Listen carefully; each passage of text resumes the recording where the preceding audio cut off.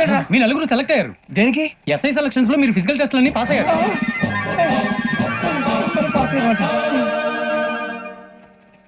కానీ మేము అప్లై చేయలేదు సార్. అప్లై చేయలేదా? చేయి వదలకండి సార్, కాలు పట్టుకోవాల్సి వస్తుంది. రాగరాకు వచ్చిన అవకాశం. సరే, మీరంతా డిగ్రీలు పాస్ అయ్యారా? ఎప్పుడో. ఓకే, ఇప్పుడు అప్లై చేయండి. Thank you sir. నేను మేనేజ్ చేస్తాను. Thank you sir. మీరు రిటర్న్ టెస్ట్ ప్రిపేర్ అలాగే సార్. All the best.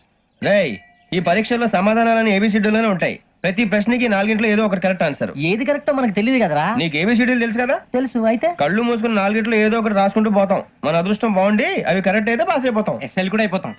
వారిని ఏబిసిడీలు వస్తే ఎస్ఐలు అయిపోతాం అని తెలిస్తే నానా కష్టాలు పడి డిగ్రీలు చేసేవాళ్ళం కాదు కదరా. రెడీ, స్టార్ట్ చేద్దాం. నీ ఇష్టదేమో ఆంజనేయ స్వామి. వేసుకో. నీ ఇష్ట పొలిటీషియన్ వాజ్పేయి.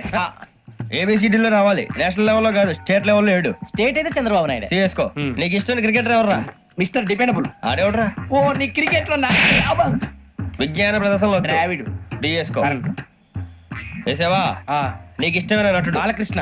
సమర్సింహారెడ్డిలో డీటెయిల్స్ వద్దు, బిఎస్కో. అయిపోయిందిరా. అందరూ దీన్నే ఫాలో అవ్వాలి. రాత్రికి ఏబిసిడీలు బాగా బట్టి పట్టండి. అందరూ ఏవే ఆన్సర్లు రాయాలి. మునిగితే అందరూ కలిసి మునుగుదాం.